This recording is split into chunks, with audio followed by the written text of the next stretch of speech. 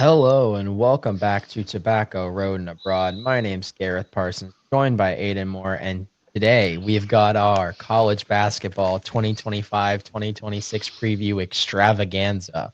I used to All right, pray to God for times like this, to make predictions like this. This is the moment we've all been waiting for, buddies. Like it's time to jump into it. We got the ACC, we got Big 12 predictions, we got predictions for everything. Some conferences, I'm not gonna lie, we're gonna go a little bit more in depth than others. But listen, I could go uh, and yell your ear off about MAAC conference uh, and talk about the depth that their conference has. But I'm not going to do that. We're going to give you our run through for the conference, give you our predictions or who we think is going to win. We might even go through every single team, but I'm excited to do it. Gareth, I know you and I are ready to jump into it right now, but I know you wanted to start off with the ACC, so let's start it off with the ACC. let's do it. All right, is that banner popping up for you, Aiden? No. Hold on, give me a second. Let it load. For our visual learners, we'll have a reminder. There we go. Oh, enter a banner. Oh, here we go. There we go. I don't see it. There we Hey. Hold on. I need to Oh, fix that real. damn But it. no, sorry for the technical difficulties, folks. Technical difficulties, folks. But you know what? I'll But start you it off know, right now. Gonna start this off. This ACC looking pretty good. Not gonna lie. I think UNC is going to be making a bounce back year. NC State's going to be coming back very big this year. Um, and I think just some. I'm going to start off with some hot takes from this conference. I think hot take number one. This is going to be the year that we're going to see the newcomers to the ACC really have a little bit more of a regression. I think SMU, Stanford, Cal, they're really not going to hold up as well in the ACC. Like, yeah, we had our moments with SMU, but I'm seeing a regression when it comes to them. Uh, I see this is going to be a blue bloods year for the ACC. I think it's going to be a revival of ACC like classics. We're going to be seeing the four corners come back together. This is going to be a great year for the Carolinas and Virginia, in my opinion. And I think some sleeper teams that you might want to be looking out for. Virginia Tech, I think is going to be a sleeper. Pitt, I have on the lower end of the conference, but you never know with Pitt. So Pitt's going to be my little put a little asterisk there. But I'm very excited for this rundown, and I'll give you my prediction. Full conference. I got Duke coming in first, and I want to say the predictions for this is just going to be at the before tournament play. I'm not predicting anything like tournament wise. I'm not God, but just looking at the schedule, which teams I think are just going to perform better throughout the entirety of the season. There might be some technicalities when it comes to like conference shenanigans. Maybe one team might place above another because they got to win on the road. But this is just teams in general that I think on a given night, I think Duke is going to be better than Louisville. Just this is going to be my predictions. So number one in the whole ACC, I think is going to be Duke. Duke's going to be the hardest team to beat every single day. We got Louisville at number two. I think UNC is going to be coming back. I've liked their additions to the transfer portal, and I think it's going to be a real kind of you need a show for Eber Davis. Um, NC State, I got at number four. Will Wade, I'm really excited to see him play. Yeah, see him coach, see his players. I like the swagger that NC State's kind of bringing this year, and I'm pretty high on them. I got Virginia. After that, Clemson, I still think is going to be hanging around.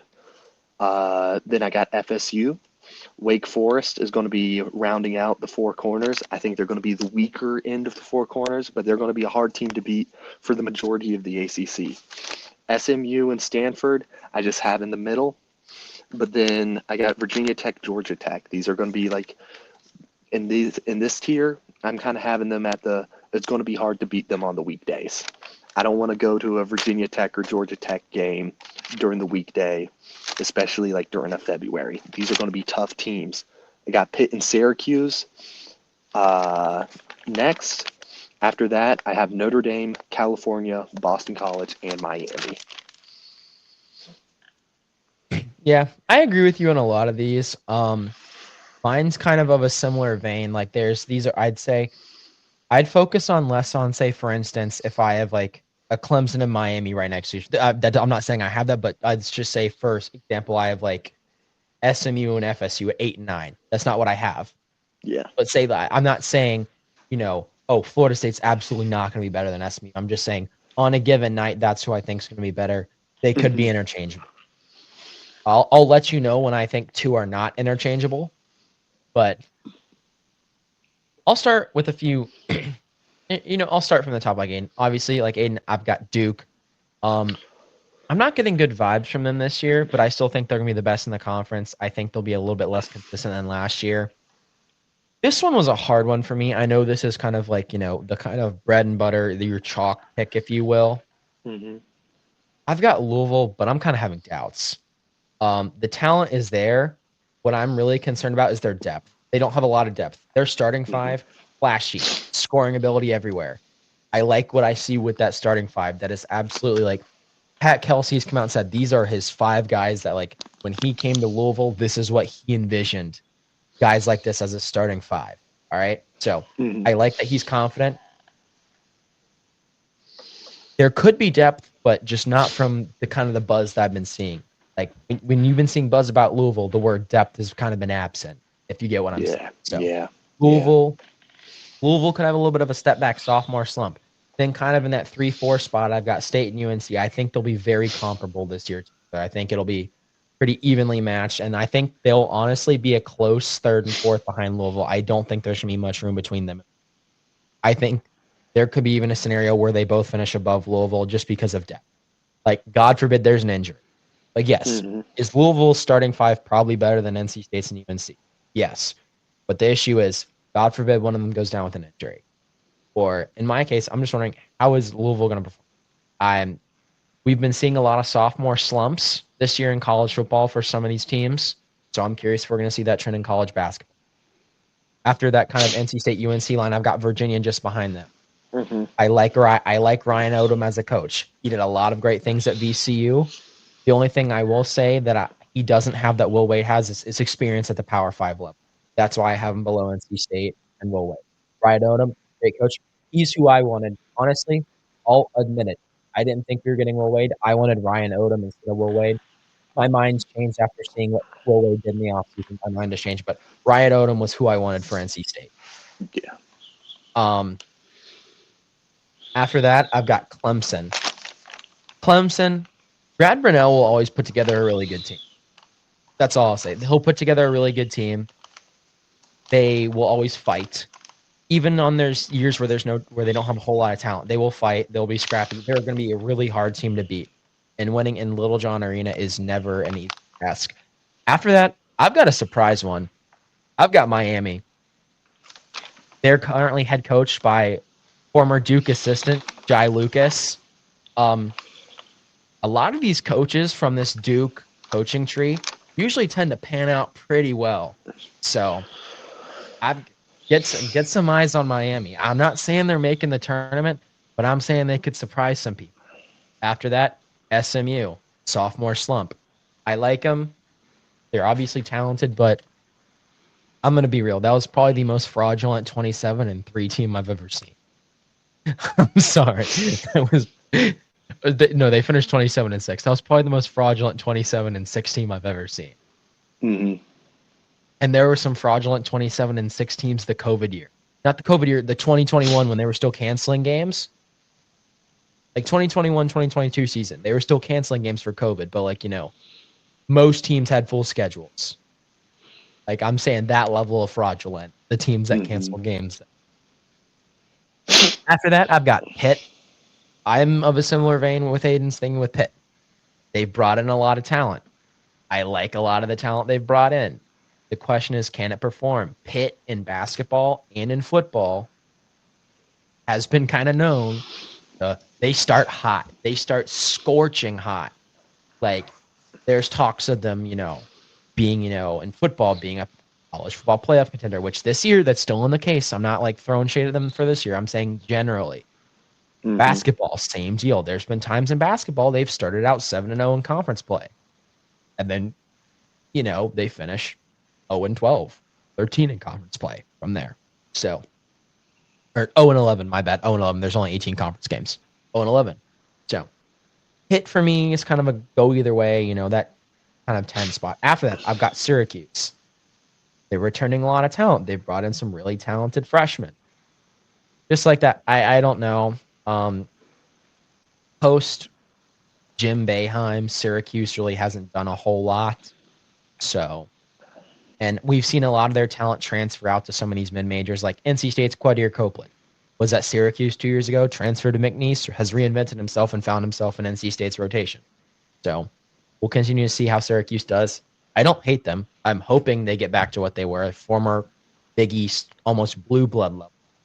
But for right now, Syracuse is at my 11th spot. 12, I've got Notre Dame.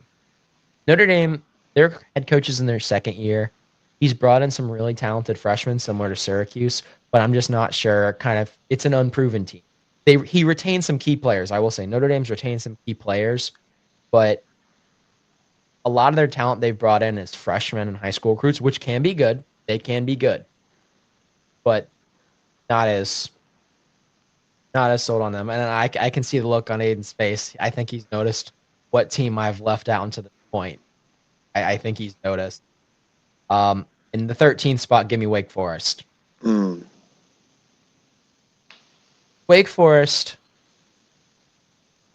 Steve Forbes teams will always fight, but they really did not replenish much of the talent they lost.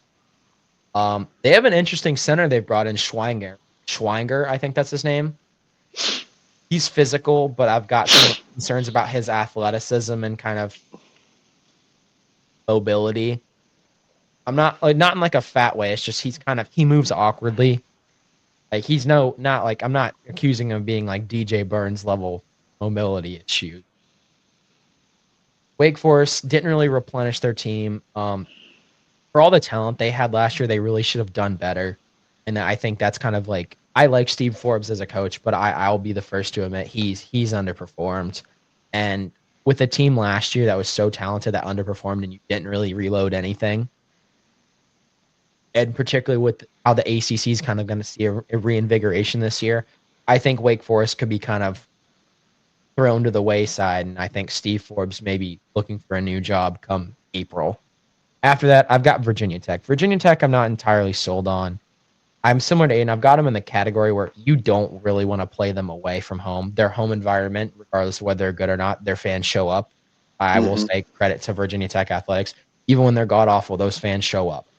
They do. Yes. So, but for me, I just really haven't seen a whole lot this off season from Virginia Tech of stuff that really screams I need to look out for them. And I'm not hating. I like Virginia Tech. I'm just I like Nicholas Advodalis. I don't know if that's how you say his name. Advodalis. He played really well in the under 20 European Championships this summer. I know you're probably like, Gareth, what the fuck were you doing watching the U20 basketball Euros? Like, he had some impressive stuff, but with just kind of his youth, I don't think the recipe for success is putting the entire team's back on him. Like, Yeah. yes, you showed promise, but putting the entire team's back on him, that's really going to kind of be the fulcrum. They're going to be a dangerous team. Don't give me that. There'll be nights where they'll jump up and get people. But I've got them at the 14 spot. Like, I really don't foresee them doing a whole lot. After that, I've got Cal. Cal's a team that I thought was going to do really well in the ACC this year. They looked dangerous last year, and they lost their entire team to the portal. They have an up-and-coming head coach. I really like him. he gave some good teams a run for their money last year and then got cleaned out. That's just, I'm sorry, as Lord Beckett says in Pirates of the Caribbean, it's just good business. I'm sorry. That's life. That's life. Yeah, as Frank Sinatra says, that's life. After that, I've got Stanford, Georgia Tech. Not really do much analysis on that. Those two teams, they're kind of consistently. Georgia Tech hasn't been good for about 10 years in ACC basketball. So, and after that, I've got Boston College. Boston College, I'm blanking on their coach's name, but I think he's on the hot seat. Boston College used to be kind of good for middle of the pack basketball in a good year. I'm sorry. I really am not high on them. I think they're going to finish dead last in the ACC. They were supposed to be really good last year, and then we all saw what happened. No. Bad. So for me, that's the ACC. Yeah, I think I think kind of hot take is the ACC is getting more teams into the NCAA tournament than I think a lot of people realize. Like, I'm seeing at least six for me. Like, based off of what I've seen in the preseason games, portal, everything with that. Like, you're telling me the committee's gonna just look. This is the teams that I have in my top six. Clemson's at 6, UVA's at 5, 3 and 4. I have NC State and UNC as interchangeable. 2, I have Louisville. 1, I have Duke. You're telling me one of those teams is getting left out? Absolutely not. I'm sorry. Like Miami, sure. Even if Miami finishes 7th, and at that point they might have a shaky record, and just with kind of how the narrative is around the ACC, I could see them being left out. But for me, if the ACC is getting at least 60. I'm sorry. Last year, getting only 4 and was kind of diabolical. Mm-hmm. And I'm not going to lie, Like, one of them being UNC that year was also a little bit diabolical.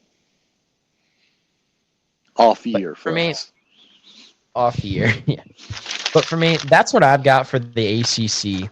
What conference would you like to head to next? I mean, let's hit the major ones. Let's go Big 12 next because I'm really high on this Texas Tech Big team. 12. Texas Tech, I'm not gonna lie, might I be agree. in my opinion, I think they are most likely in the Big 12 to win a national championship. I really like their offense.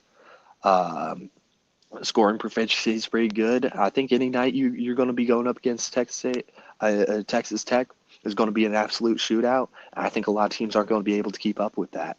I think this is going to be the year Texas Tech takes the Big 12, and Houston, I have them at number 2. I think they're taking a little. They're going to be. They're still really good, really hot. Obviously, like everyone loves Houston, but I don't know, something about this Texas Tech team. Something about this Texas Tech team for me. I have them at number 1. Houston, my number 2. Arizona and Kansas, I kind of have them a little bit interchangeable at like that number 3, number 4 spot. Kansas had, I think they kind of started like last year. Like they started off well, but they had some lulls. I remember they had some moments that you had kind of had you scratching their head, wondering if they were really like one of the best that the Big 12 had to offer. But I think this is going to be a good year for them. Arizona, I like them a lot. Then after that, the rest of the Big 12, I'm kind of like iffy on. I'm iffy on the BYU's, Iowa State's. West Virginia, in my opinion, is the pit of the Big 12, if that makes sense. Yes. I feel like these two teams have very similar identities, and they're going to be one of the teams that is either hot or cold. I'm more high on West Virginia though than I am Pitt, so I got BYU, Iowa State, and West Virginia kind of like rounding out that like top 6, top 8 at level. Then I got Baylor, Kansas State, Utah, TCU, Cincinnati. I don't know how to feel about Arizona State. They have a pretty strong like student body when it comes to like basketball, but they've just kind of been nothing about them I've been seeing has really wowed me. They're going to be rounding out the bottom, and then the bottom absolutely dumps like the basement level Big 12. That's where my Oklahoma States, UCFs, and Colorados are. I'm not high on UCF whatsoever. Colorado is just not a good basketball school. And Oklahoma State just doesn't wow me whatsoever.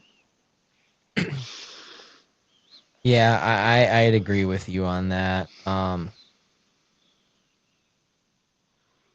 For me, my Big 12, I think my top four is a little bit of chalk right now. I've got Houston obviously at number one. Houston, Mm-hmm. they've got that Houston squad. They're able to lock and reload every year. So that's what I find very impressive from this Kevin Sampson team. He's very good at, even when he loses a lot of talent, he brings in a lot more the next year via the portal and everything else. Um, yeah, after that, I've got Texas Tech. I'm very high on them, similar to Aiden. That oil money they've got now that you can pay players. So yeah, I'm gonna go with that. Texas Tech. I just think they brought in a lot in the offseason. I mean, obviously, I'm high on JT Toppin. After last year, he was an absolute treat to watch. Um, I will say one thing that is going to hurt them a lot is they lost their number two guy to NC State, Darian Williams. He contributed a lot last year. Now, I have no doubt that they have someone ready to fill the void immediately with the type of money they have. After that, I've got Kansas. Kansas, a lot of people aren't as high on this year, particularly with like the kind of the basketball pundits. But you got to remember, this is Bill Self. You got to remember, this is Bill Self and Allen Fieldhouse. So I've got Kansas there. After that, I've got Arizona and 4.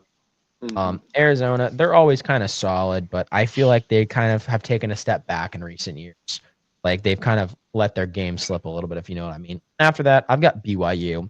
BYU, their offense is going to be great this year. I have no question about it. The problem is they continue to fail to address the issue that is defense. Mm-hmm. They continue to fail to address that, and they really don't have any players that stand out to me and scream really, defensive. You're a defensive guy, and that doesn't mean they can't play defense. I'm just saying, when it comes to the players they've brought in, it's just scoring, scoring, scoring, scoring, scoring. If you get what I'm saying. Yeah. Keba Kieta is the only one that makes me think there could be a little bit of a defensive semblance there, but after that, not really. After BYU, I've got Iowa State at 6, Baylor at 7, Kansas State at 8. I think Kansas State takes a little bit of a step forward this season. After that, I've got TCU and West Virginia. TCU and West Virginia, I have in that exact spot that I have kind of Florida State Pitt. That I think, there's going to be some moments that are going to really make or break their season. And I feel like they're going to kind of split on those moments. You know what I mean? Like some moments they're going to really kind of hit and stride, and others they're going to kind of, take 2 steps back, and they're kind of going to get stuck in kind of that middle tier. Now we're getting to the part of the conference that last year, the Big 12 last year, I think you said it on one podcast, was the haves and the have-nots. Yes. Like the top half of the conference, like top 7 teams in the conference ranked in the top 15. Bottom 7 teams in the conference, bottom 25% of all Division I programs with some of their records.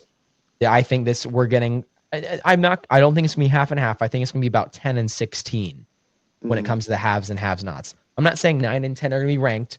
I'm just saying to about the 10th spot they'll be solid. It'll be good teams where they'll be a solid, and you wouldn't want to run into them even in the NIT. That's all I'll say. Mm-hmm. From here, I've got Cincinnati. I think they take a step forward, but I don't think it's going to be enough this year. After that, I've got Oklahoma State, Utah, and then bottom, Colorado, UCF, and Arizona State. Arizona State, how the mighty have fallen. That's all I was saying. How the mighty have fallen. Used to be a really solid program. Under Herb Sendek, they created a lot of NBA talent, namely James Harden. But since those Underrated home court advantage also back in the day. Back in the day, yeah. But since kind of Herb Sendek left Arizona State to go coach Santa Clara, they really haven't been the same. So that's my take on the Big 12. Like similar to last year, I agree with Aiden. This is going to be a conference of haves and have-nots. Where do you want to head next as I it comes mean, to power conferences? next big power conference, if you want to change the little scrolly thing, let's hit the Big East Oh, up well, now. I'm pretty high on the Big East. Like I said in podcast past, in another life, I was raised a Big East basketball fan instead of an ACC basketball fan because this conference always has a place in my heart. Great culture. Love all these teams on here. Even some of the bad ones. Hey, Gareth knows I'm a DePaul stan till I die. If DePaul has no fans, I'm dead. I'm 6 feet under because DePaul is just a likable team in my opinion. But starting this out, obviously I got St. John's at number one. I'm a big fan of the Reds right now. Um, I think uh, there's going to be continuing the success of last year. I've been seeing some people saying that there's going to be a sophomore slump, but I just don't see it with this St. John's team. Um, I'm a big fan of the Red Storm, and I just looking at their preseason schedule. They got some tough opponents, but I like them going up against teams like Iowa State. Alabama is going to be a tough matchup, but they got that one at home. I like St. John's showing up for these matchups. I think there's a good chance with a lot of these matchups that we're going to be seeing a continuation of the success that they had last year. UConn, I got to put them at number two. There's talks every year like, oh, UConn's going to go down. I just don't see it. UConn's consistently good. I always like the ability to pull from the portal that they've been able to do and build up the talent that they have. I got UConn at two. These next two, a lot of people are really high on them. Gareth has some differing opinions. I'm still going to be high on them, but I'm putting them at 3 and 4. But I really just want to put them in a tier. The tier is could be good, lost a lot of talent, but the foundation is there. And that's Creighton and Marquette. I like these teams fundamentally. I feel like they're coached really well. I feel like they have the ability to reload, but they have lost a lot to the draft and to the portal. So I'm putting them at 3 and 4, subject to either defy all expectations and go on a run, but also subject to major regression from last year. After that, this tier three, I have like they're my blue bloods of the conference, but going on a little bit of hard times lately. Villanova, Providence, and Xavier. I'm not really high on Xavier this year.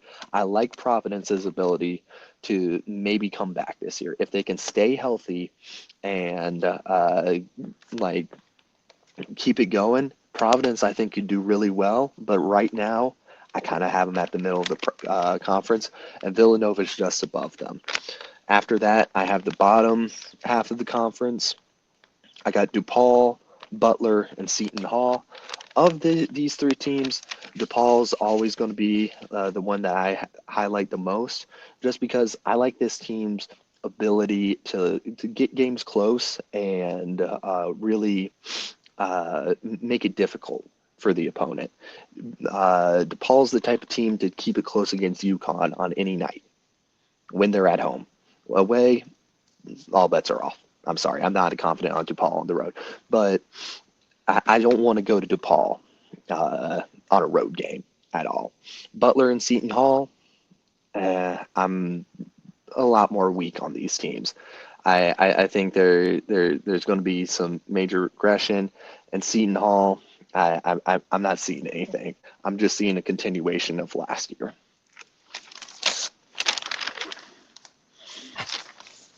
The unfortunate thing about the Big East is outside of one or two bottom feeders, it is an incredibly strong conference top to bottom.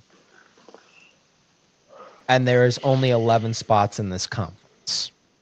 Mm-hmm. And there are years where this conference has gotten 7 out of 11 teams in. That is not going to be this year at all. But I will say, because of the nature of this conference, there are some big name teams that I think would be tournament teams if they were in other conferences. But unfortunately, that's just the Big East. I like how competitive. The ACC, it's competitive and cutthroat in its own way. The teams slaughter each other. Like, that's the ACC. The Big East, ACC, you can afford to lose a game. You can afford to lose a game or two. The Big East, with how small this conference is, a loss is really detrimental. With that being said, I'm going to go in a different direction. I'm going to start from the bottom. Ooh. I'm going to start from the bottom in this conference. In 11th, I've got Butler. Butler. I really like them as a fan base and a team. But I just think I've seen the stuff. I've seen all the articles. But for me, I think they're just going to take a step backwards this year. They lost a lot of production. They lost Pierre Brooks, Jamal Teffert, Andre Screen, and Patrick McCaffrey. They lost a lot of people. They lost a lot of their good players. I like their coaching staff. Very good coaching staff. But for me, I just really don't feel like they brought a whole lot back. Moving up, Seton Hall. I think they'll take a little bit of a step forward this year, albeit not that much. I think they'll win a few conference games. I think winning against UConn at home did wonders for their momentum. I think they'll pick up a few more conference wins at home. But I think they're not going to advance much past there. 9th, I've got DePaul. DePaul's going to continue to improve. They were kind of nice last year. They had some upsets. They kept games close. It was more than just, their 1-31 year from a few years ago. They had some wins. And for a while there, they looked kind of competent. And for the first couple weeks of the season, they almost looked like a tournament team. For the first couple of seasons, when DePaul plays well, they look like a tournament team, in my mind, when they play well. But the problem is they don't play well every night. Then from there, hot take. At number 8, Marquette. Mm. They're like, Aiden, I'm going to call back to something you said on the podcast a few weeks ago. Gareth, when there's historical precedent. Shaka Smart. Shaka Smart's not done a great job of replenishing the talent from this team 2 years ago. That was probably the most talented Marquette team in a while, and he's not done a good job of reloading it. Last year, they took a step back. This year, I think they're going to take even more of a step back. This is what Shaka Smart does. He did it at Texas. Really good first couple years at Texas, fell off. Shaka Smart, really good first couple years at Marquette. Made the Sweet 16. Loses to NC State in the Sweet 16. Loses to the 8 seed. And, that happens. The next year, what does he follow it up with? An abysmal showing. Comparatively. Still made the tournament. Abysmal show. I think he's going to take another step back because of the lack of reloading their spend. That's a theme you're going to notice with some of my picks. I'm not going to favor the teams that have not reloaded as much. I like the high school talent. I still think you can get a lot of production from high school talent. UNC last year got a lot of production out of freshman Ian Jackson, high school talent. But with the way the game's trending, I think it's going to be more of a mix of transfers and high school talent. But for me, Marquette didn't do a whole lot to reload, so I've got Marquette at 8. After Marquette, I've got Xavier. I think Ricky Jr., he's going to have an okay time in the Big East. But I think he's going to finish around 500. I don't think he's going to get his head completely bit off, but I think he's going to get a little bit of a reckoning. I'm not saying I don't think he's going to be a good coach. I think eventually Xavier will be a really good team under him. Like Rick Pitino, like Rick Jr., and pretty much anyone who's been in a Rick Pitino coaching tree usually pans out wherever they go. That's all I'll say. They usually pan out wherever they go.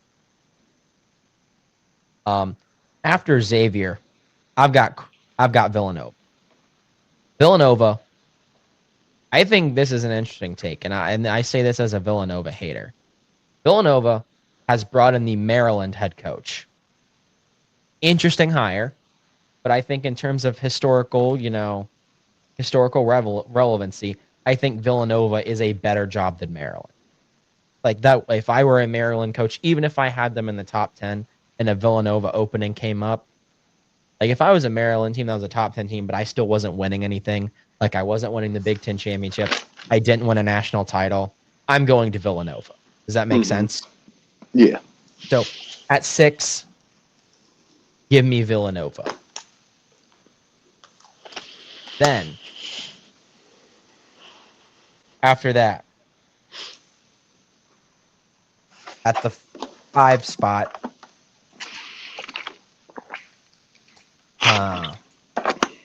the 5 spot, give me Georgetown at the 5 spot. Georgetown, I like them. They brought in some nice transfers. They brought in Langston Love from Baylor, Isaiah Abram from UConn, KJ Lewis from Arizona. They're stacked. What I don't have faith in is Ed Cooley. I think bro fell off a cliff since leaving Providence. I'm sorry. I hate to break it to you. I know their game the other day, their what's it called? Their exhibition game looked great. But it's just an exhibition game. I'll say that. Like, I forget who they beat. More power to them. But bro, you're 0-0 right now. You're 0-0. And their friends like, oh my god, we're gonna be so good. Okay. And Georgetown at 5. Then the 4 spot, I've got Providence. Kim English is always good at bringing in talent and putting together a good team. They'll play hard. Even when it gets down to his bench players because of injuries, they'll play any team close. But goddamn, his teams get injured. I don't know what the hell's going on in those practices or even, the sports med department. But Jesus Christ, this team's always full of injury. If Providence can stay healthy, I think they're finishing 4th in this conference. If they can stay healthy. With the style of play Kim English likes, that inside-out kind of not Princeton offense, that's kind of similar, but that kind of inside-out offense. That's what he likes to run. At the 3, I've got Creighton. I have faith in Greg McDermott. I know he'll find it somewhere. I just don't see the vision. I think Creighton, Providence, and Georgetown can all be very interchangeable. I will say that. Those can be interchangeable. I might even throw in that Villanova could be interchangeable in that 3 through 6 spot with the head coach they've brought in. After that, I've got UConn. UConn's reloaded somewhat. They lost Austin Meehan. I forget what his name is. They lost I forgot exactly who they lost, but they lost some production, but they've kept some of it. Let me look at my little report I put together on each Big East team. UConn, yes, they lost Liam McNeely to the draft. They lost Hassan Diarra. They retained some of their good ones. They retained Alex Carahan and Solo Ball. Those, I think, are the big ones. They've brought in some good talent. They brought in Malachi Smith from Dayton. I was really impressed with him last year. They brought in Silas Damari Jr. from Georgia. That's a big loss for Georgia. I think one of the few bright spots for Georgia. But yeah, I think UConn will be good. I think they're going to be just as good as last year, but I think the gap between them and St. John's is going to be a little bit more. There's going to be a bigger gap between them and St. John's. In St. John's, I'm higher on this St. John's team than I was last year. This St. John's team, Rick Pitino, I don't know what type of budget they gave him, but just listen to these transfers. Bryce Hopkins from Providence, Ozias Sellers from Stanford, Ian Jackson from North Carolina, Dylan Mitchell from Cincinnati, Imran Silvankovic from Idaho State, Sanjay Tamba from Weber State. He really didn't lose many. He did lose Kadari Richmond and he did lose R.J. Lewis, but those were really good stars for them, who kind of sputtered out at the end of the season. They kind of disappeared in big moments. So for me, I think they've put together a really good team that can kind of hack it. I think this St. John's team, I won't say it's easily, because nothing's easy in the Big East. But I think St. John's is going to win the Big East by a sizable margin between them and UConn. I think it's going to be kind of St. John's by a few games, and then UConn, and then a few games, and then Creighton, Providence, Villanova, and then another gap, Xavier Marquette, another gap, DePaul, another gap, Seton Hall, Butler. Mm-hmm. So, the basement, Seton Hall, Butler. On the stairs up from the basement, DePaul. At the door to the basement, kind of, those people at the party kind of wanting to go down, check out what's going on down there in the basement, Xavier Marquette. Kind of, in the life of the party, the center of the party right now. They're not the center of attention, but they're in the party. They're in the room.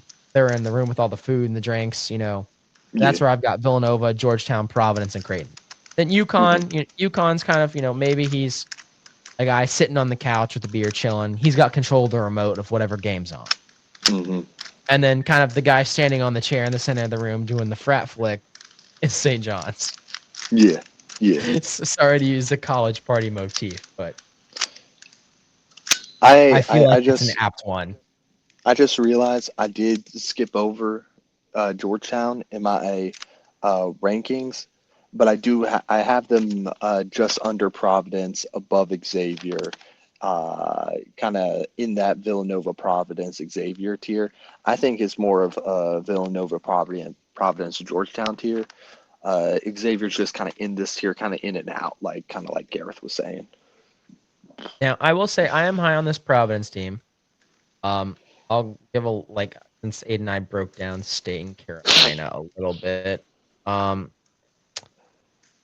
think 4 is optimistic, but I also realize they retained a lot of talent. They lost Jaden Pierre, which I couldn't tell you where he went. Bensley Joseph graduated. I have no idea where Jaden Pierre went. Let me actually check on that. I'm curious. Jaden Pierre. TCU. All right. That's interesting. Yeah. Okay. That's all I wanted to check on. Providence, they brought in Jason Edwards from Vanderbilt, Jalen Sellers from UCF, Daquan Davis from Florida State, and Duncan Powell from Georgia Tech. They basically took the best players from the bottom of the barrel ACC teams and SEC teams. And those are some pretty talented folks, so I'm curious to see how they line up. After that, where should we head? Should we head to the Big Ten? Yeah, let's head up the Big Ten. This is one of those monster conferences that fucking 18 teams. Yeah. Pretty if I had to say, if there was a conference that I'm just not as confident in my picks, it's going to be the Big Ten. I got Purdue at my number 1. Then I got the 2 Michigan teams, Michigan State and Michigan. And then after that, I have Wisconsin. Maryland falls off a little bit. Then you got UCLA. UCLA was kind of picking up some speed there. Ohio State was just one of those weird teams that won big games, lost games that you shouldn't be losing. I think Ohio State kind of gets on the right track this year. Then after that, I have Illinois, Indiana, Minnesota. The rest of this conference, I'm not gonna lie, I'm not high on whatsoever. Oregon, I'm sorry, I just think is one of the most fraudulent teams to exist. I wasn't high on them last year. I know a lot of people were. I'm not high on them this year. Then I got Rutgers, Northwestern, Iowa, USC, Washington, Nebraska, and Penn State. I'm more confident, and I'd say my middle of the pack picks for this conference than I am anywhere else in this conference. I do think I have some hot takes. I'll start from the bottom, similar to the Big East. I mean, no surprise, I have Penn State. I think this is going to be a bad year for Penn State athletics. I think their coach may even be getting fired. I think it's time to go. I think I'd be surprised if they win a conference game this year. They had a really bad roster, and they didn't even reload the really bad roster. So we may see an 0-18 Big Ten team this year. After that, I've got Rutgers. Same kind of, I have respect for Rutgers being, the one major university in New Jersey, and a lot of people I see from New Jersey who aren't Duke fans are unapologetically Rutgers fans. I will give my hats off to them for not being Duke fans and jumping on the bandwagon from New Jersey like everyone else. So respect for Rutgers. Sorry, your season's going to be long and it's going to suck, but, hey, at least I'm being honest. After that, I've got Minnesota. Taking a little bit of a step forward from last year, but I'm still not impressed with the people they brought in. Minnesota at this point still a football school. After that, I've got Northwestern. I mean, you really don't have any swagger outside of football, so I've got Northwestern right there. And you're not the type of private school that Duke is, so yeah, or Miami. After that, I've got Nebraska and Washington at 14 and 13. Not really taking a step forward, not really taking a step backward from last year. I'm just not as impressed with them per se. There we go. Fix the little scroll bar. Following that, I've got USC. I think they'll take a step forward from last year. I think they'll be improved. I think kind of like the hype and kind of the buzz around Bronny James wasn't doing the team very much good. And I think with him gone, not that he was the problem, but I think the buzz around him was the problem. Like the kind of the scrutiny, the like, oh, LeBron James' son. I think that'll do the team good with having him gone. I think they'll finish 12th. After that, I've got Iowa. They had him gone last year, though. Oh, I forgot they had him. That was 2 years ago. That was 2 years ago. Oh, my Lord. I think they'll continue to get better without it there, just without that name being attached. We're now 2 years removed. So, after that, I've got Iowa. I have a coworker who went to Iowa. He doesn't even know what to think of them at this rate.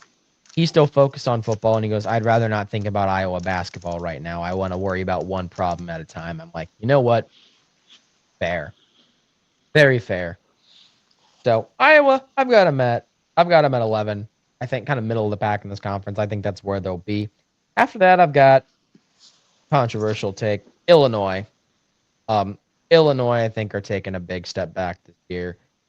Very, very similar to Marquette. They really haven't reloaded, at least to my mind. I could be completely wrong about the guys they brought in. So I will be the first one to admit I could be completely wrong about the guys they brought in, but I'm just not impressed with what they've done this offseason. And who knows? Maybe growing up ACC and then going to a Big East college, maybe I'm just not familiar with how Big Ten teams build a team. But I'm sorry. For me, in the Big East and ACC, that's a C+ off season for me. So after that, I've got Wisconsin. A lot of people are high on Wisconsin. I know a lot of people have them in their top fours of the Big Ten. I'm just not impressed with them right now. Not really impressed with their offseason. I know they are a basketball kind of, not blue blood in the Big Ten, but you get what I'm saying? They're kind of like, they're generally a basketball mainstay, but as of late, I haven't been generally impressed with them. Let me look at the little report I've got on them that I've written up. Just see if I'm missing anything. My main issue is their loss of John Tonji, the kind of their guard. They brought in some transfers from San Diego State and Virginia, but they didn't really bring in like the best guys there. I mean, they still have John Blackwell and Nolan Winter, but I don't think it's going to be enough. Especially at these bigger conferences, you got to do more to stand out. Like at this rate, these conferences are becoming their own leagues, and you're gonna have to do more than have more than just that to succeed. So I've got Wisconsin at 8. After that, I've got Michigan State, Tom Izzo. They're gonna finish 7th in the Big Ten and still find some way to make the NCAA tournament because of how they're gonna do in the Big Ten tournament. Tom Izzo, blue blood coach, but for me, again, this Michigan State team, I didn't really hear a lot of buzz about them in the offseason of people they're bringing in and in the portal. And just for me, I don't know. They lost their top 3 scorers, and this is very similar to Creighton for me. They lost their top 3 scorers, while Creighton, they lost almost 50 points a night in the players. I have a little bit more faith in Creighton to build back because I've seen how they bring players in. So, yeah, I've got Michigan State at 7. After that, I've got Ohio State at 6. They've got the talent. They've got that, like Aiden was talking about, they have that big game potential. It's just, can they clean up the little things? Can they clean up those bad losses at home? And they brought back their top 3 scorers. They added Noel, a really good forward from the Horizon League, who's really good on the defensive end. I think I'm a big fan of this Jake Diebler team. He really brings a lot of good energy. But I think just, his kind of inexperience is what's going to limit this team this year, his inexperience as a head coach. After that, I've got Maryland. Maryland lost their coach to Villanova.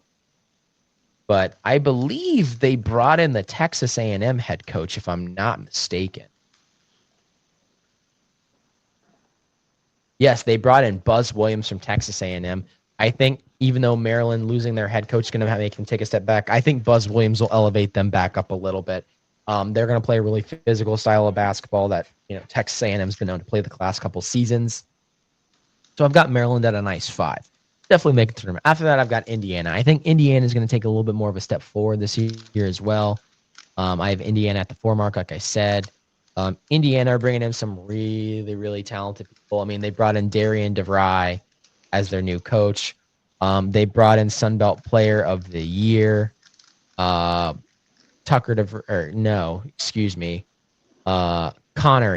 Connerway. And then after that, they brought in Tucker DeVries' son from Missouri Valley, who also was a big scoring production for them. They picked up Sam Alexis from Florida, and they picked up Connor Enright from DePaul. Connor Enright was someone last year I was pretty impressed with from DePaul.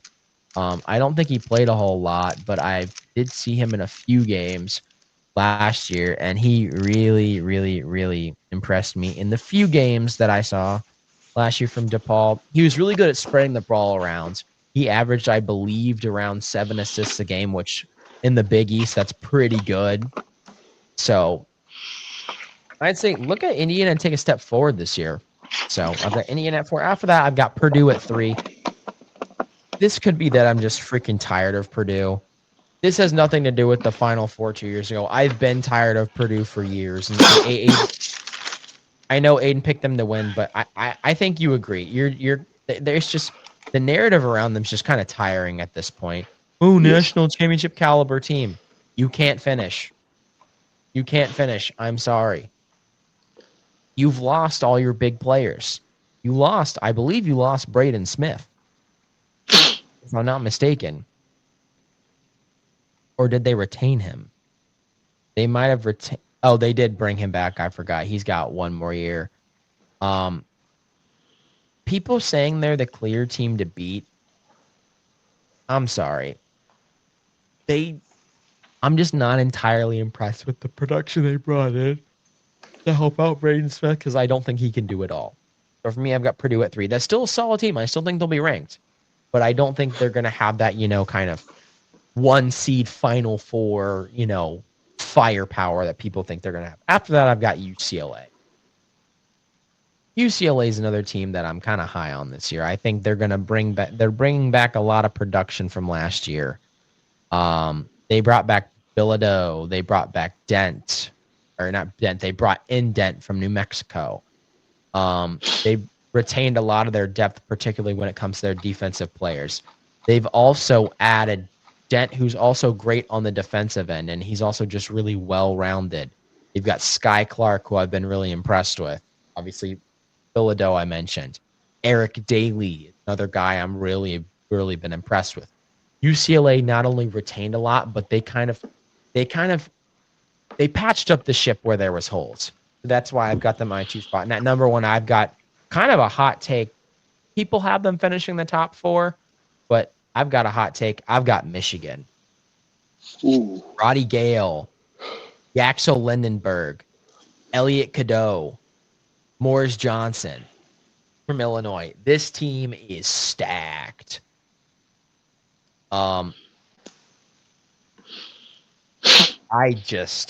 This team is, I don't know where to start. You've got Yaxel Lindenberg. You get 17. He averaged 17 points a game. Elliot Cadeau, 6 assists a game at UNC. Morris Johnson, 7 points, averages 7.7 rebounds. Yaxel Lindenberg averages 17 points a game, 11 rebounds. This team is going to be really solid all the way around. This team is going to play fundamentally sound basketball. And I'm really high on this Michigan team. I think they're going to win the Big Ten.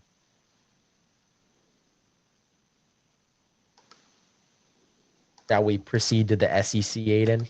Yeah, let's hit up the SEC.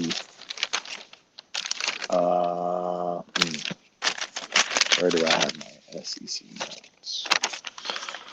Fuck them. Fuck them. Fuck them. SEC. All right.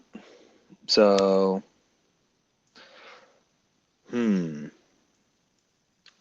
I think I might go in the direction of what Garrett did and rank from the bottom to the top. The bottom 2, I'm kind of split. LSU and South Carolina. I think these 2 teams.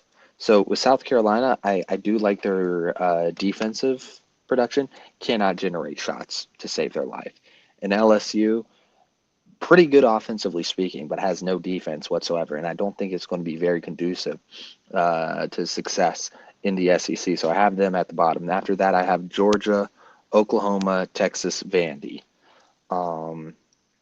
I think really solid teams, but in a pretty stacked conference, I just see them, the cream's going to rise to the crop, and I don't see them producing as much. Missouri, Ole Miss, Tennessee, Auburn, this is going to be the tier of in and out of the top 25, but just not as good as years past. I feel like Auburn is going to be taking a few steps back this year. So is Tennessee. But like the main, and also Texas A&M. I was high on Texas A&M. I'm kind of having some reconsiderations. But the main heavy hitters of this conference, I believe, are going to be Kentucky, Arkansas, Alabama, and Florida at my number 1. I feel like they're the most sound teams overall. A lot of people are liking Florida. I tend to agree. I'm really high on Arkansas. I think they're going to continue their success with Calipari. I think this is going to be the year he actually surpasses Kentucky. And we're going to be seeing the swing from Kentucky kind of being one of the more dominant teams in the SEC to seeing Arkansas kind of swing that momentum over into their direction. So I'm really high on them. And Alabama and Florida, I just think they're just the most sound teams overall. I tend to agree with you. I think our rankings for this are going to look very, very similar.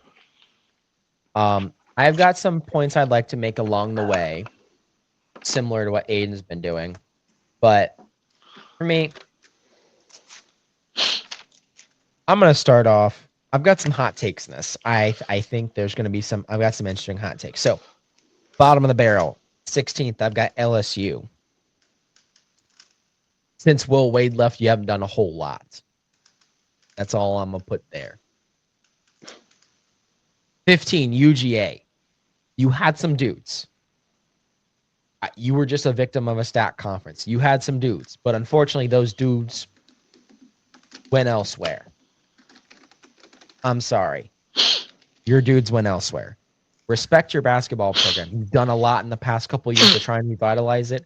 The problem is the entire SEC did the same thing as well. Georgia, you just lost everyone. After that, I've got Vandy. I think they take a step back. They were kind of that fringe. I forget if they made the tournament last year. But for me, Vandy, you're finishing at 14th for me. Not high on Vandy this year. I think last year, unlike their football team, was kind of lightning in a bottle. I'm not saying that doesn't mean they can't make it back to kind of the cusp of making a tournament. But for me, Vandy, it's just, you lost Jason Edwards to Providence. You lost your best player to Providence. If you want to compete in this day and age, that can't happen. Providence trying to rebuild, you can't let that happen. They took your guy. You're finishing at 14th. After that, I've got Oklahoma.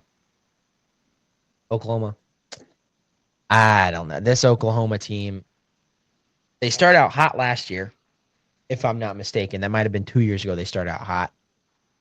It's honestly every year at this point. Oklahoma's Purdue if Purdue got the follow up they deserved. They did bring in some interesting talent, I will say. Xavier Brown, who's got the most interesting spelling of Xavier Brown I've ever seen. Xzayvier. X Xavier, so quite literally X Xavier, not Xavier like we say it. X Xavier. Interesting. Coming from St. Joseph's to Oklahoma. Then you've got Nigel with another interesting spelling of Nigel. Coming from Miami. Tay Davis transferring from Notre Dame and Darian Reed transferring from Alabama. I think this team is going to be interesting. They're going to be exciting to watch, but unfortunately, they're not going to be able to have what it takes to get it done. South Carolina at 12, excuse me. I'm going to have to disagree with Aiden a little bit on this. They looked pretty good in their preseason scrimmage against NC State. Unlike last year, they were hitting shots, and they were hitting really tough shots on really tight defense. So I'm going to give my hats off to them. This South Carolina team, I think, could surprise some people. I don't see them going higher than 12, but with the explosiveness they showed in that game, I think they could maybe push a little higher and could scare some teams and give them a run for their money. After that, I've got Mississippi State. I think Mississippi State takes a little bit of a step back this year. I think they're going to be a little bit more of a mainstay in college basketball, but I think there's going to be a little bit more of a step back for them, in my opinion. I just don't feel like they've reloaded this team. They retained Hubbard, who is one of the best scorers in the nation. But the problem is, they brought in some decent supporting cast. They brought in Jaden Epps from Georgetown, who is someone I was really, really impressed with. They brought in Quincy Ballard from Wichita State. They also brought in Braden Walker. But outside of Jaden Epps, particularly on their wing positions, there's a lot to be desired. And there's some big shoes to fill, which is why I've got Mississippi State at my 10 mark. Obviously, with how people suck this conference's dick, that could still be a, NCAA tournament spot. But we're looking at fringe right here. I'm looking at a bubble team right here for me. Explosive, exciting, but bubble team. After that, I've got Texas A&M. Texas A&M lost their head coach, as I mentioned previously, to Maryland. I still think some of that, kind of Buzz Williams culture will be there, so I've got them at the 8 spot. Oh, excuse me, I skipped over Texas. Sorry. I skipped over a lot of people. My bad. Sorry. Let me go back. After OU, South Carolina. After South Carolina, I have Missouri. My bad. I have Missouri. Turnaround. Missouri's at 11. Excuse me. Sorry. I'm looked scratched over Missouri. Your turnaround's been great. I like the steps forward you've taken. I still think I think you'll do about the same as last year. You'll be at 10. 11. After that, I've got Texas at 10. Really don't see them taking a step forward. I know they've got a new coach, but I've just not been impressed with them last season. Now Mississippi State at the 9. Sorry, Mississippi State at the 9. Bubble team. Bubble teams. All right. After that, controversial at the 7th spot, I've got Auburn. You lost Bruce Pearl. His son's coaching. I don't know if I like that. That just, yeah. I don't think that nepotism's going to work out. I've got you guys at 7. At number 6, I've got Tennessee. Tennessee, I'm sorry. It's just, let me get my notes on this. I've got a whole thought process on this. Excuse me, where is it? I'll talk around it. Tennessee, you kind of play too slow for your own good. I'm a fan of basketball. Let me say this very carefully. I'm a big fan of the way Houston plays. They're efficient. They play really, really slow, but they were the most efficient team last year. At times, the problem is I thought their tempo was an issue. Tennessee, if you're going to play that slow, you're going to need to be efficient. You're pretty efficient, but I think you're one of the most efficient teams in the country, but I think where you rank in efficiency is going to be an issue for me. So I've got Tennessee at 6. Definitely still a tournament team.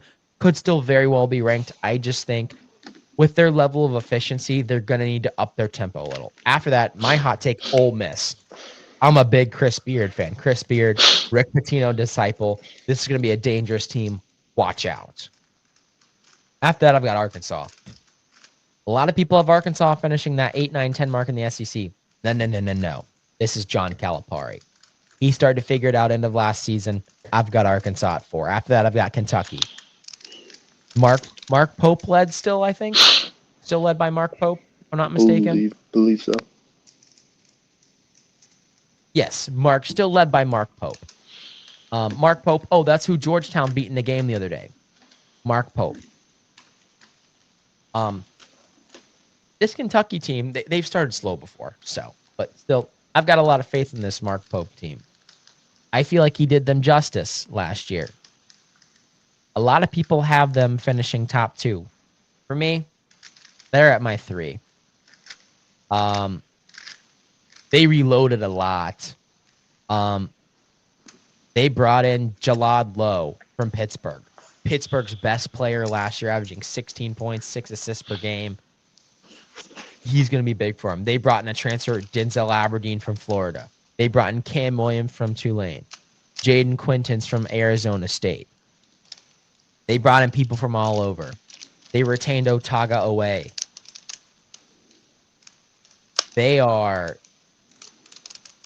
They're one of only 3 teams in the SEC to return their leading scorer. They brought in one of the top scorers in the ACC. I will say Quintons from Arizona State's coming off of a little bit of an ACL injury. But if he's not ready to play, Kentucky still has the depth to deal with that. So I've got Kentucky at 2. Now, obviously, I've got Florida at the 1. I like what Florida's doing. They play fast, but not too fast. Oh, excuse me. I skipped over Alabama. I've got Alabama at my 2. I like Alabama. Sometimes I think they play too fast for their own good. Where they get into trouble is when the shots aren't falling and they're still going at 100 miles an hour. That's where I like these in-between teams. They push the tempo when it's working and they slow it down when it's not. They take a step back. They game plan. How can we change this? Alabama doesn't do that. They shoot well enough. But the problem is in the tournament, they always find one game where they're not shooting on and they continue to go at this 100-mile-an-hour pace. Aiden, what do you do when you lose control of the car? Do you slow down or you keep going? Run into a ditch, but slow down. You got to slow down sometimes. You got to slow down sometimes. Alabama, you run into a ditch in the tournament. You got to slow down when you lose control of the car. After that, I've got Florida. Florida, they play with pace, but the only difference is, for me, they know when to slow down. Mm-hmm. They lost all three of their starting guards, but boy, did they bring in some dogs. Xavier Lee from Princeton. Not a lot of people know this name. I watched him play against Providence. Dude's a dog. After that, they brought in Boogie Flan from Arkansas. They also returned Ryan Chanelou, which I think he averaged 6 points and 6 rebounds a game from last year. I think that's going to bode well. They also have Thomas Ha, forward, 9.8 points a game, 6.1 rebounds. He has some nice 3-point shooting ability. And then they return Alex Condon, the junior forward. Also got some nice 3-point shooting ability. But Boogie Fland, and they also brought in Lee. That is 2 of the best pickups that I've seen in the portal. Are they going to be able to make up for those 3 guards from Florida last year? I don't know. I don't think this Florida team's winning a national championship. I don't think they are. I think they'll challenge for one. But, who knows? Head coach Todd Golden, like what he's done. I mean, they went 36-4 last year, so he knows what he's doing. But who knows? We'll see. I got Florida winning the SEC. Yeah, I agree. I mean, I think Florida is just returning a large amount of talent, and I just really like their ability to play the game on their own terms. And I think that's going to be something that's going to be really conducive to a deep tournament run. And I see them making big moves this year. I agree. What conference would you like to go to next for our breakdown?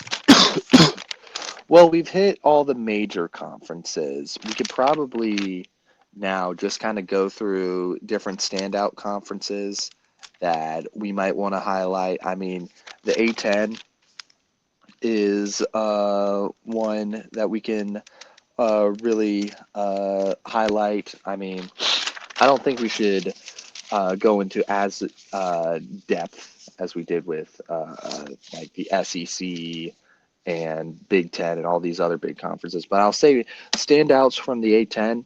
I'm liking Dayton. The St. Louis is also looking really good.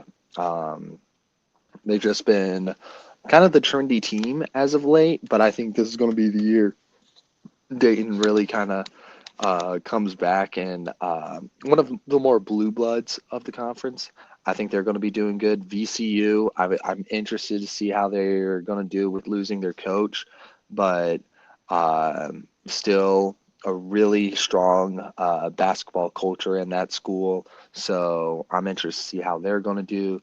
Got George Washington and Loyola Chicago. Just a really strong conference overall. I'm keeping my eyes on the A10. What are your standouts of this conference? This conference I've had a lot of trouble with, and it is an interesting team. You got a droid voice now.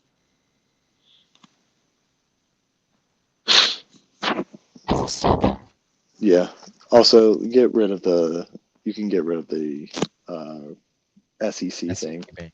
We're jumping around now, so we can just kind of just shoot the shit a little bit. Talk again. Is it there? No.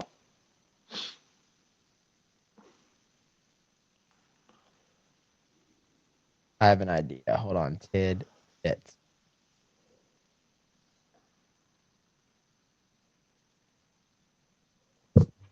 There we go. All right, I'll go from 115.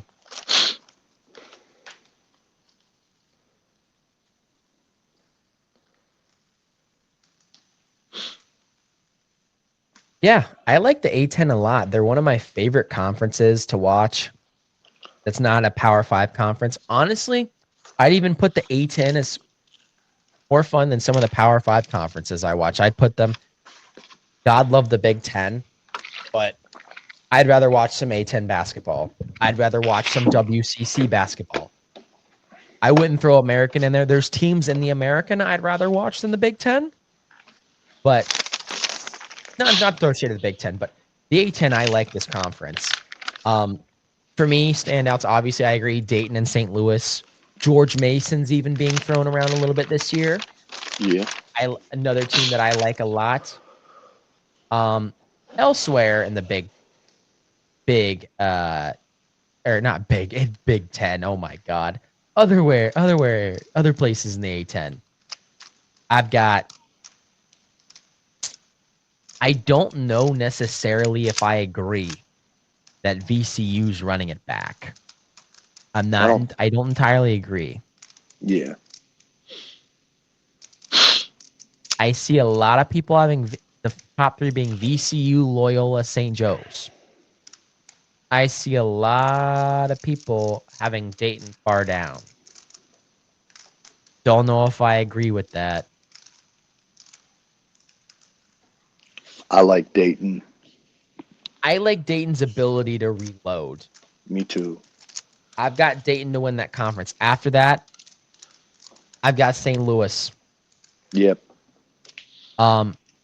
In the A10 zone power ranking, St. Louis is the headliner. So I've got St. Louis in second. After that, I've got George Mason. In fourth, I've got VCU. I think VCU is going to be competitive in the conference, just not competitive enough to make the tournament. After that, I've got George Washington. They've got Slim from Providence. Love Slim. Plays well. After that, I've got Duquesne and St. Joseph's. There are going to be some feisty teams in here. I think this is a year where we may see 2 or 3 A10 teams make the tournament. I'm not saying they're going to be Duquesne or St. Joseph's, but I think Duquesne and St. Joseph's are going to be very competitive. After that, I've got, kind of, I'd say bottom tier, but, could surprise a few. After this, I've got St. Bonaventure and Loyola of Chicago. A lot of people are picking Loyola of Chicago to have a good season. Not sure. Do it for Sister Jean. Do it for Sister Jean. That's all I'm saying. Please, just do it for Sister Jean.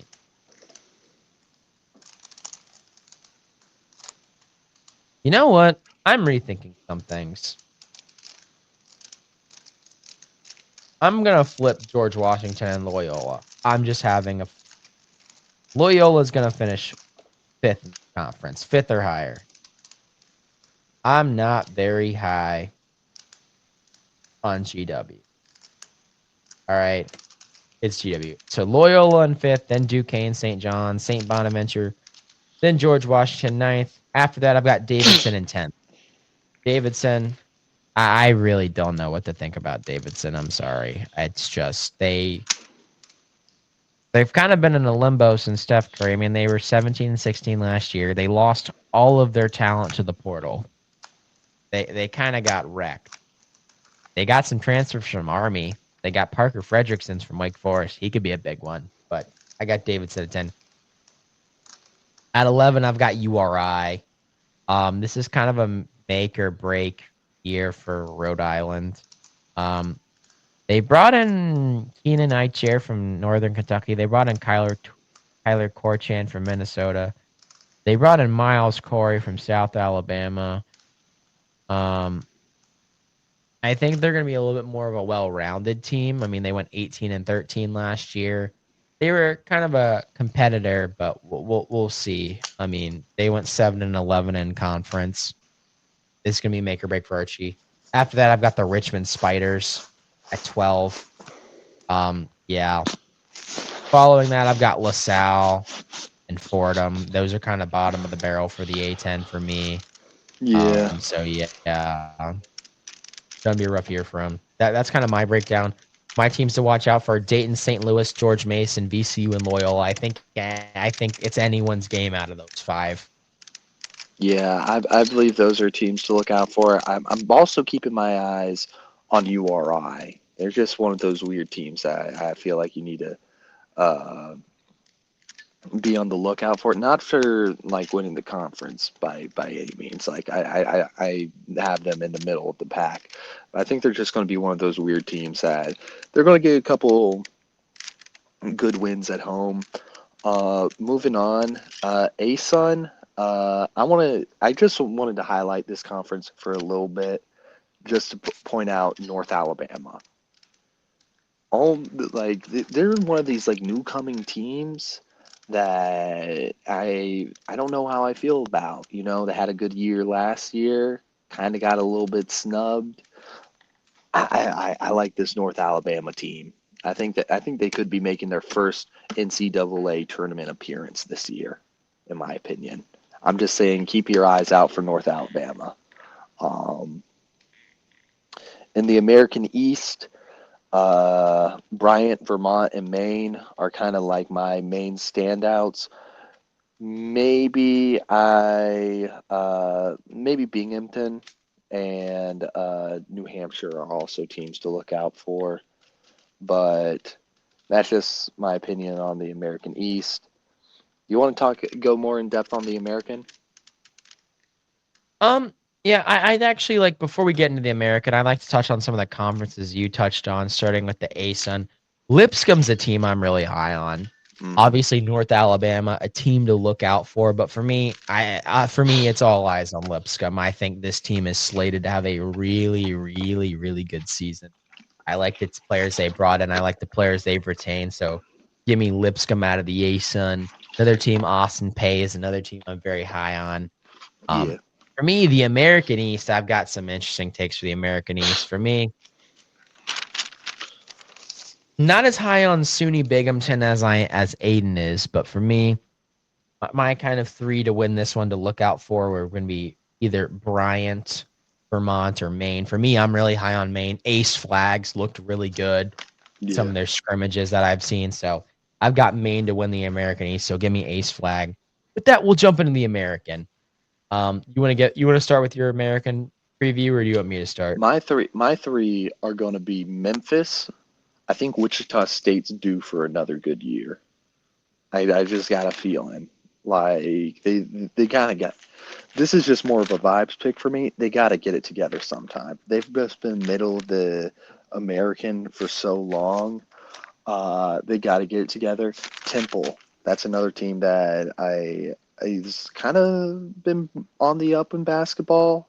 I got them at the number three, and North Texas at my number four. I was high on ECU for a little while, but I'm just not seeing it anymore. They're kind of actually near my bottom half of the conference.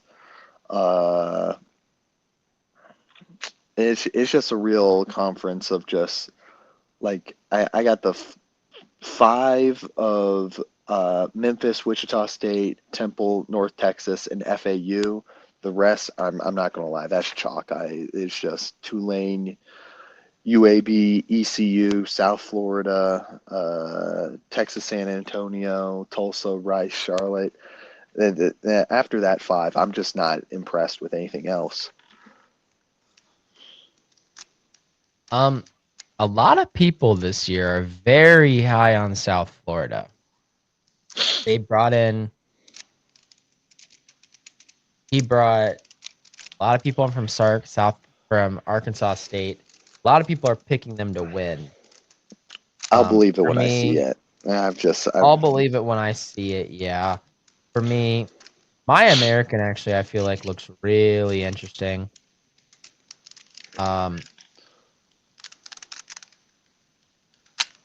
my top four for right now in the American are Memphis, FAU, Temple, and Wichita State. After that, I threw at USF a bone at 5, just because they brought in a lot of talent. UAB at 6, kind of North Texas after that, at kind of that 7 mark. Then I've got Tulane. I'm not very high on Tulane. I've seen some buzz around them. Then I've got UTSA, Charlotte, Rice, ECU, East Carolina. East Carolina. Not very high on many of those teams. I'm not as high on North Texas as a lot of people are. I don't know much about them, but also at the same time, some of the transfers they've gotten, I'm not as high on. I don't recognize their name. I really get into the basketball transfer portal more so than football. And if I really don't know your name in the portal, now granted, there's probably a lot more players in the portal than there are in football, but yeah, not as high on North Texas. So that's my take on American. Memphis, FAU, Temple, and Wichita State are my 4. American's one of those conferences where they can get 2 or 3 teams in the tournament and they can be frisky. I've seen Temple teams do some devious things in the NCAA tournament. So Yeah. where are you going to head after this? After that, we have the next 2 mid-major conferences are Big Sky and Big South. My notes for Big Sky, North Carolina, Northern Colorado.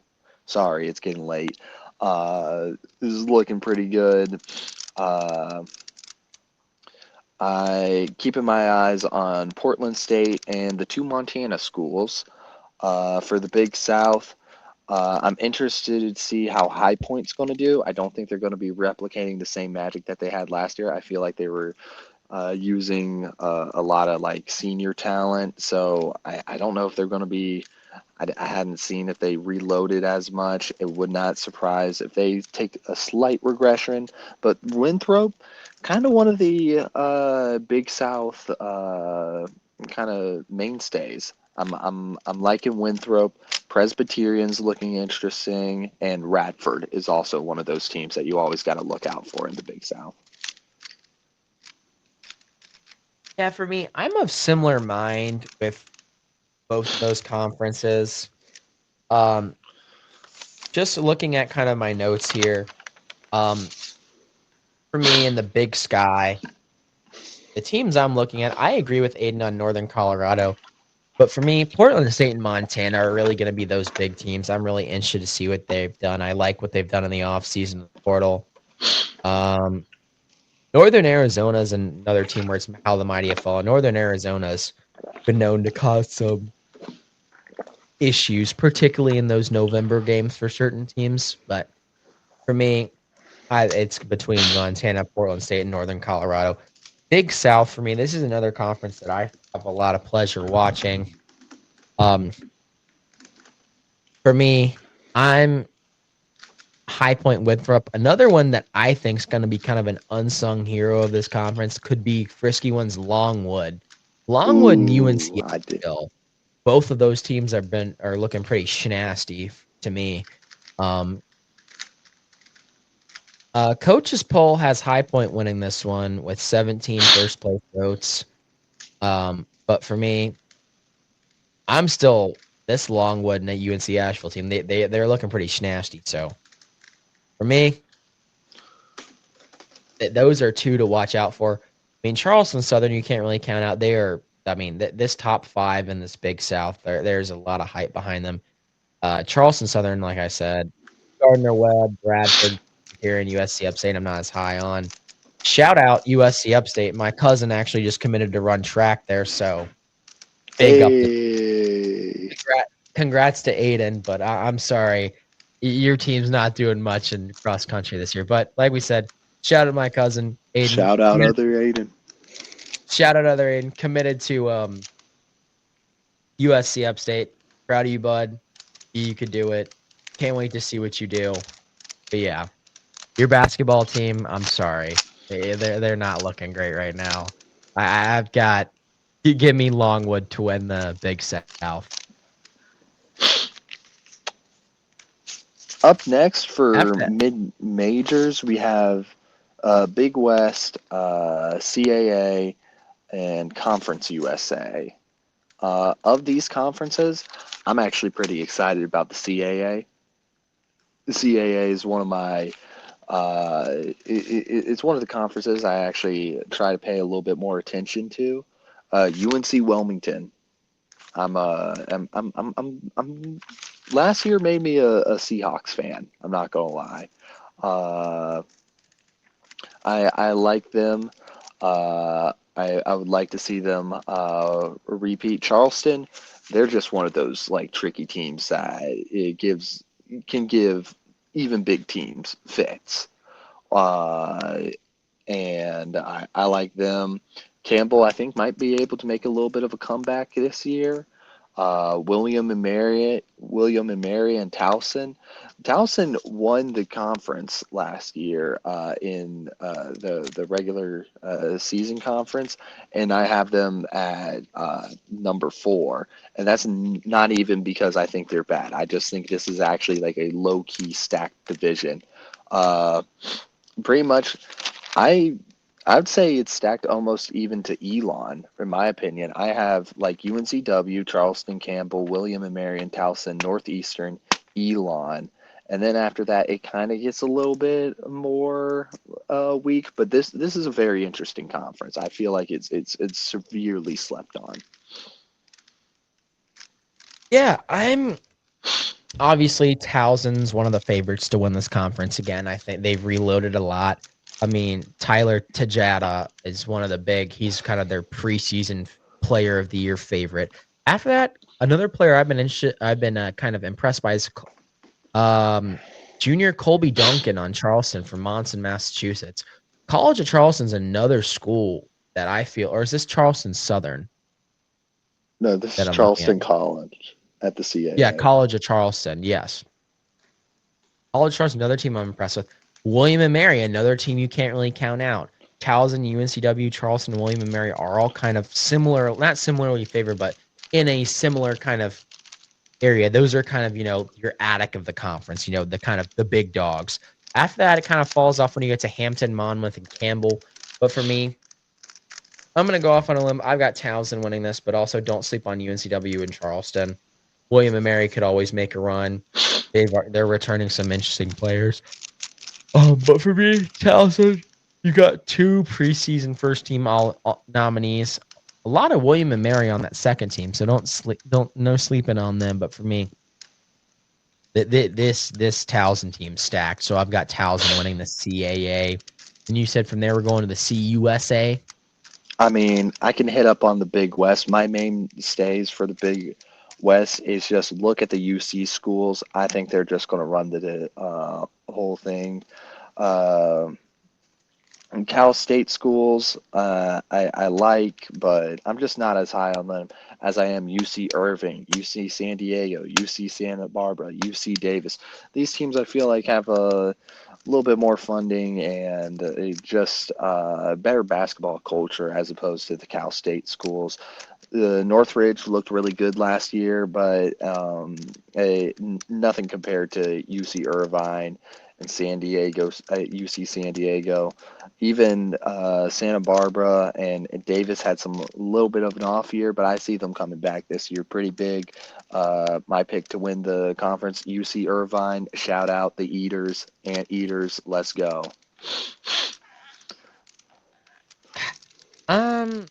Big West. This is another one of those conferences where I'd say I enjoy watching it a little bit more than certain basketball conferences. I'm not going to name names this time. But obviously, there's, like Aiden said, there's multiple teams you got to watch out. Those UC schools are always good. UC Irvine's currently the favorite to win. I've also seen Hawaii getting some love. I don't know where People that's are coming predicting from. that UC. I, But for me, who I want people to watch out for is UC Santa Barbara. mm-hmm. The Gauchos of UC Santa Barbara. They brought in some interesting talent. They brought in Aiden Mahaney from UConn. I don't know how they got him. I have no idea how they got him. but that is a huge pickup. They're offering him a bag and a half.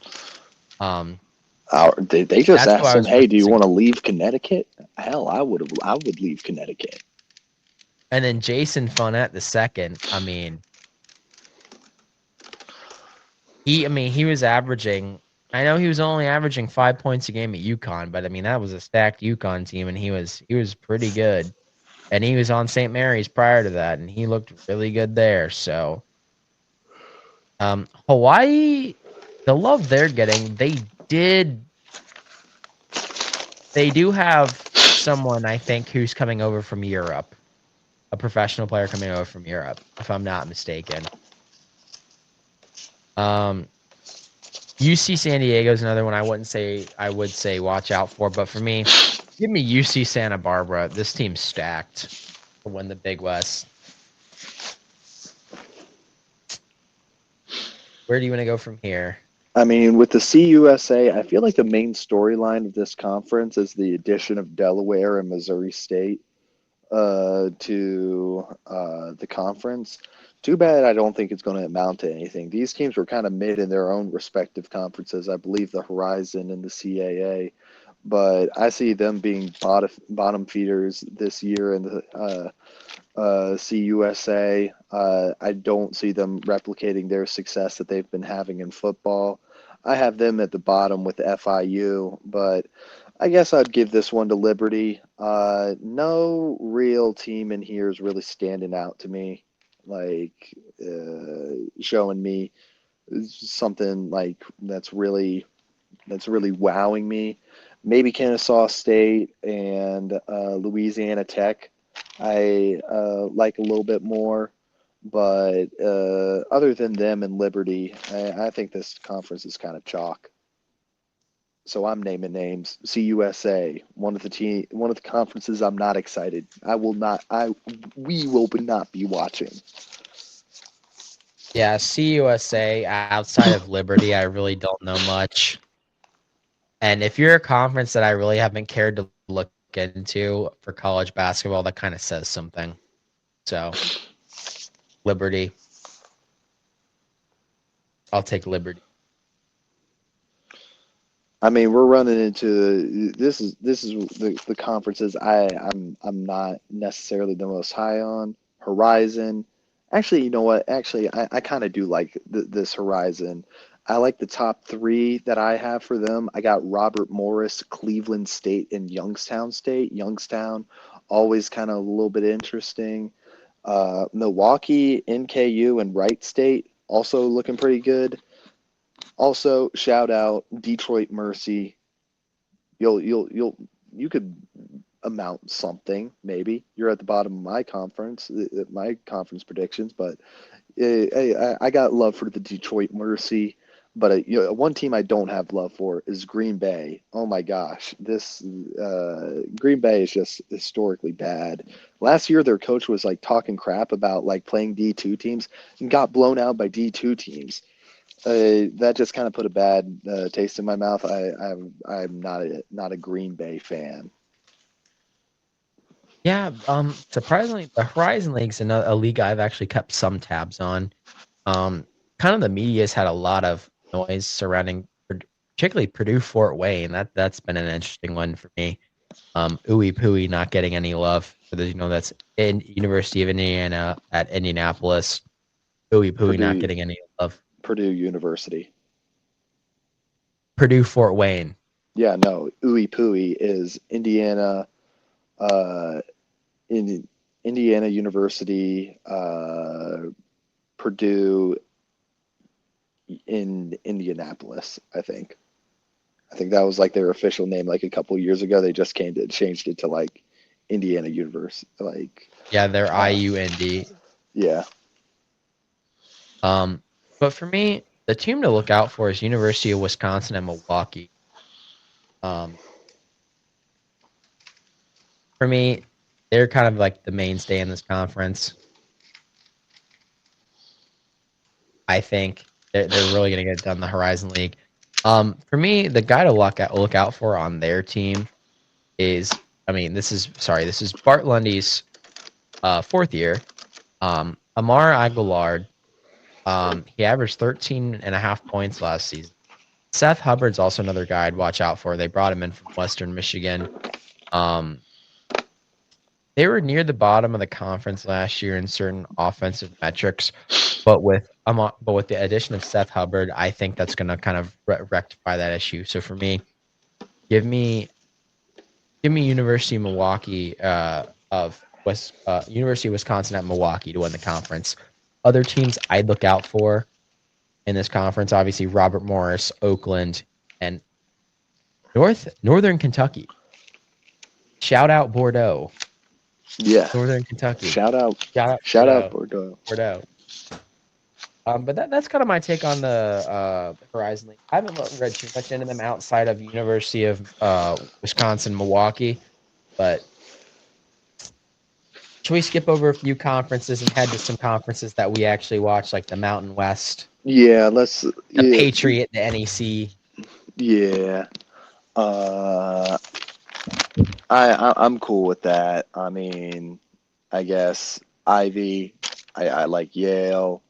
MASC. Same here. Keep your eyes on Mount St. Mary's, Quinnipiac, Iona, and Merrimack.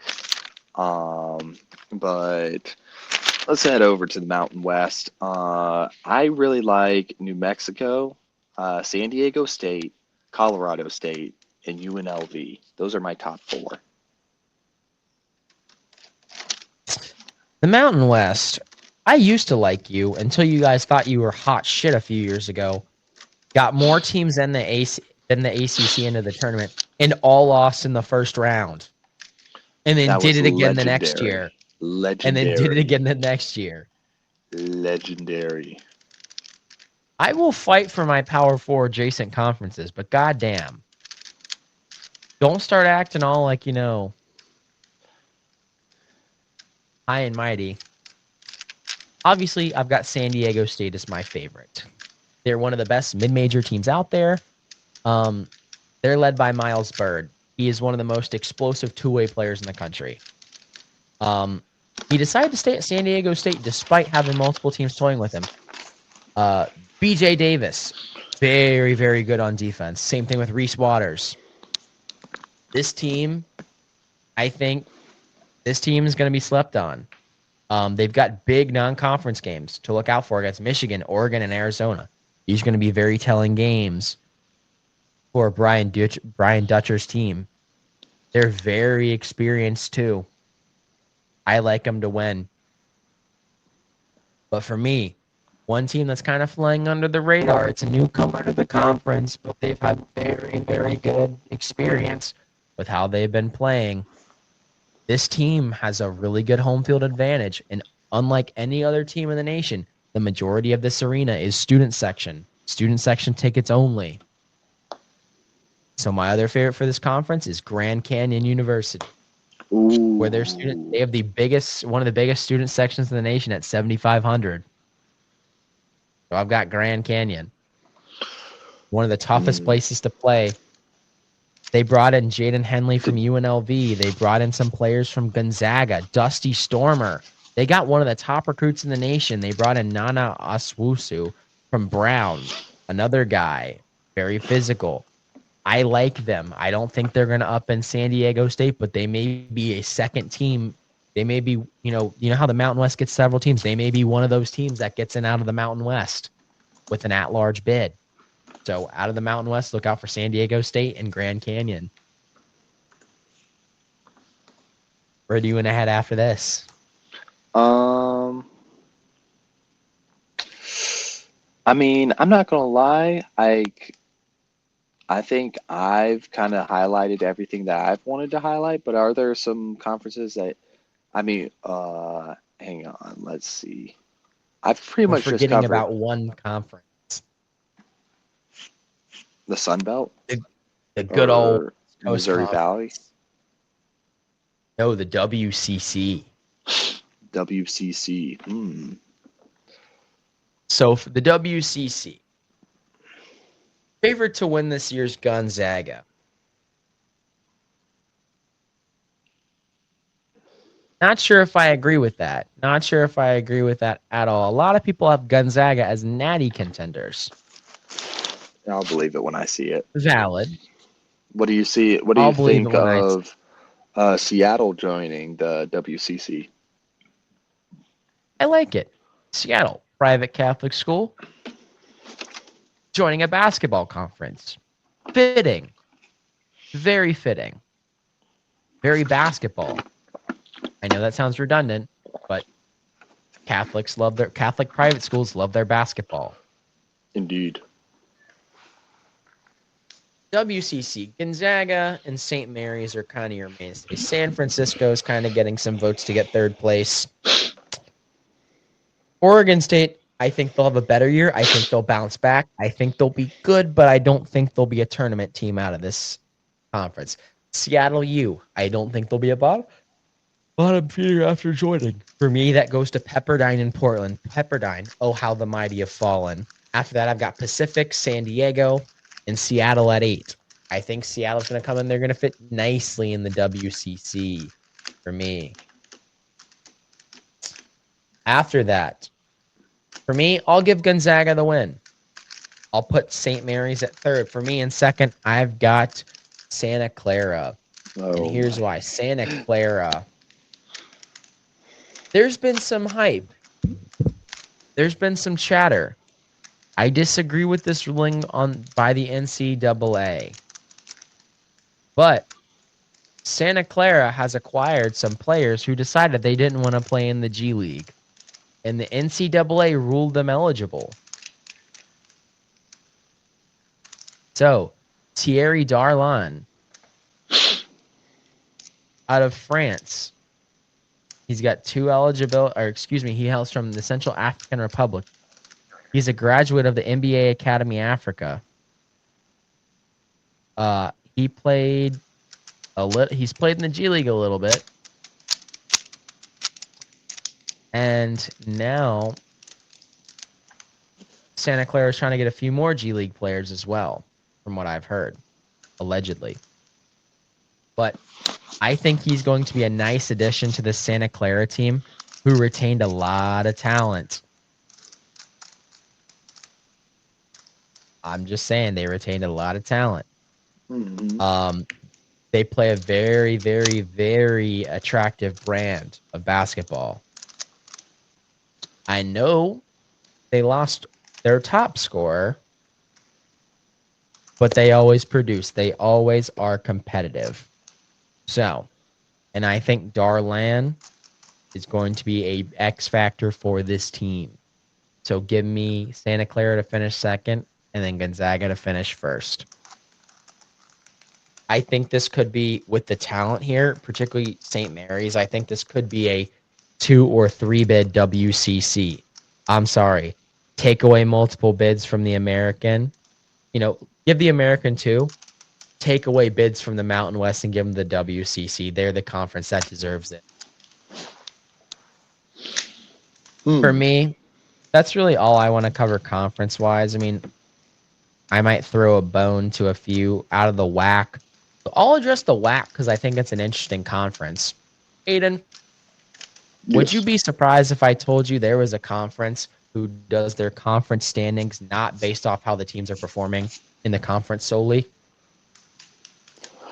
Because you were asking me this question, I'll say, no, I'm not surprised. But if you ask me outside the context of a podcast, I would say, yes, I am surprised. The WAC, they are the only conference. They use a KenPom-based method to seed their conference tournament.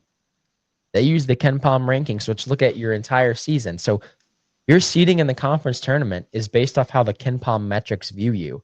So you could have a completely great season, but because of the KenPom metrics, you get absolutely fucked when it comes to conference seeding.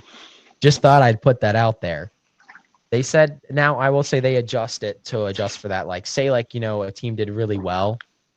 Like they're not going to completely let the metrics take over, but they look at how your team did as a whole over the season. So a team just can't get by playing G2 teams in the preseason. Out of the WAC, give me California Baptist. kind of just looking around at some other conferences. An interesting conference for me, the Summit League. I've got South Dakota State coming out of that. That's usually who comes out of that conference. Missouri Valley, I got to give a shout out to Drake, Northern Iowa, Belmont, and Bradley and Murray State. I think this Missouri Valley Conference is pretty top heavy, and obviously with contenders like Drake, but Northern Iowa and Belmont, I think, are due to like make some noise in the conference. And I think it's an interesting conference to look into. With the MAC, I think notions are going to be staying the same with Akron and Miami of Ohio. UMass Amherst is going to be joining the conference this year for basketball. I kind of have them as like a middling member of the MAC. I don't see them doing too well, but I don't see them doing too horribly. I think they're going to be outperforming teams like Ball State, Buffalo, and NIU, and the directional Michigan schools as I have them going. Like I have Eastern, Western, and Central. I have Eastern, Western, and Central Michigan all together in one tier. I didn't even mean to like rank it like that. That's just how it ended up. But the directional Michigan schools, I do not think will be performing as well as UMass. But I'm interested in the Akron team. Like they did pretty well last year. Let's see how they perform again this year. And that's pretty much sums up all my conference notes that I've taken. Yeah, that sums up mine. I didn't go too different in depth on teams like the SWAC or the SoCon. But for me, that's just some conferences I wanted to highlight. Just some general tidbits I like to give you for this season. This season, they're going to be voting on whether the NCAA tournament expands to 76 teams. Not exactly sure how I feel about that. You got any thoughts? I think it's just perfect where it's at. I know people have used the argument that it's expanded. It's expanded since its inception. It started out at 32 teams, and it was only if you won your conference. I think 64 is perfect. I don't think we need to go above. I don't think we need Or to go 68. But I mean, Sorry. I even have a hard time accepting play-in games. Like I wouldn't say they're fraudulent, but like anything above this right now, I'm asking questions. But if you're going to expand it, you know what? Go all out and just add another round. Just go for it. Like you mean go to 128 instead of yeah, 76? Like add a whole round one, go to 128. add a whole nother round. Like screw it at this point. I see the argument that people are saying for expanding is, oh, we want to add more of the smaller teams. The problem is that's not who they'd put in those spots. Yeah, no. They'd put a bunch of fringe bubble teams from Power 4 conferences that probably don't deserve it. They're not going to take, like the year Indiana State missed it, they're not going to take the Indiana States. Yeah, no. They're not going to take that unfortunate odd team out from the A10.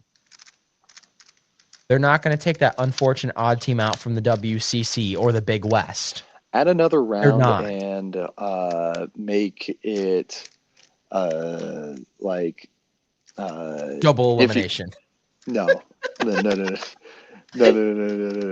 Add another round, and if you make your championship game, I don't want to cheapen the championship game, but if you make your conference championship game, it's an automatic bid. And if you win, you're guaranteed a top 32 seed. How about that? Yeah, sure. I like that. Sure. But if we're going to expand it, let's just get really weird with it. Get really weird. If you make your conference championship game, there could be some room. There'd be some really, but like particularly in these small mid-major conferences, there could be some really, really ass teams making it. Oh yeah. Like they're like, God forbid, Prairie View A&M decides to go on a run. We could have like a 6-40 Prairie View A&M in the first round playing like Alabama again. But other things I want to say, just some things to look out for this season. If you're looking for teams, like if you're looking for your eventual national champion, this isn't like the whole like all the Look at the markets. If you're trapezoid of excellence. not necessarily, I'm not saying that because even that's like not as good. But I like that. But all that really is just looking at offensive and defensive efficiency, and it's kind of looking at like the mesh point of that. Which I feel like at the end of the day, that's like saying, I don't know if I can say that on air. I'm not gonna say that, but like I'll save that line for a funnier time. But I feel Yes. like it's very much the trap. I love the trapezoid of excellence. I love what Ryan Hammer did with it. I think it's a great metric, but it's a very much the sky is blue metric. Yes. But what I will say, when looking for a national champion, look for a team who, yes, in the trapezoid, but look for a team who's got really good offensive and defensive efficiency. They're a top 30 Ken Palm offense. They're a top 10 Ken Palm defense, and they're not a first-year head coach. If you're looking for your national championship pick, that's who you'd go for. And I'm saying if you want to be that guy that calls it, months out. Mm-hmm. If you want to go even weirder and look like a fucking genius, and you want to call the Cinderella for this year, here's some trends to follow. Look for a team who has a really good offense. No way. But no. Give me hold on. Ooh, okay. But look for a team whose defense maybe doesn't start out the best, but slowly improves over the season. The last couple Cinderellas have been teams in that category where their offense has been good. It's just their defense hasn't quite figured it out yet, and they slowly figure out over the course of the season. Like, yes, of course, you're going to have teams like 2023, 2024 NC State where their defense just figures it out in the tournament. But generally, Cinderella teams are teams that, and I'm not talking about mid-major Cinderellas. I'm talking about Power 4 Cinderellas that, maybe they're like those 10 seeds. Look for teams whose defense has gotten better over the course of the year. Or look for teams whose, their chemistry's grown over the course of the year. I'm not talking about teams because teams that fly under the radar, they don't fly under the radar anymore. With these next level metrics, those teams are known now. But now, also look at teams that are on the fringes of those metrics. I'm not talking about teams that don't get the media press who fall within the metrics. I'm talking about teams that are just outside the metrics. People like to think of these metrics as hard and fast rules. Don't be afraid to look a little bit outside, and you can kind of read a little into some teams. Don't be afraid to go down a rabbit hole for TCU or go down a Syracuse rabbit hole. Don't be afraid to do that. All right? Mm-hmm. Get weird with it. Do you have anything else to add when it comes to this college basketball? I'm gonna say my prediction for the way too early tournament champion for the whole thing. Give me Texas Tech. I'm going Duke. I saw a graphic the other day that it had something to do with who's like won certain sporting events this year. Yeah. And like how certain things have gone that Duke has won. And they're like, Duke at least wins once every 10 years. Yeah. And Duke hasn't won in 10 years. Duke's due. I think Duke's going to do it. I will say John Shire's not Mike Krzyzewski. And John Shire has a losing record against both NC State and UNC, if I'm not mistaken. So who knows? Who knows? And is John Shire 2-5 against NC State? Yes. Yes. Yes. Yes. Yes. Yes. And some of those are bad state teams, but yeah. Early And yeah, I Texas Tech's a good pick. Mine would probably be Duke. That'll be mine. Duke's mine. I think Duke's gonna win it, but But we that's gonna will do. see. We will see. That's gonna do it for us tonight. Thank you for listening. And this is like Christmas for Aiden and I. Aiden and I are college football fanatics, but we are also college basketball fanatics. This is a great time of year. We're in a time of year where we're in the 50 straight days of football, but we're also in a time, but because college basketball is so great, you can always find a game on. We're in the time of year where if you cannot find something on TV to watch, you genuinely are a boring person.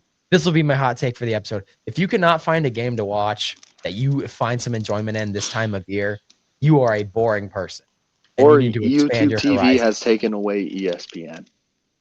Yeah, or you're a YouTube TV subscriber, or you're a YouTube TV subscriber. YouTube TV's taking away your ESPN.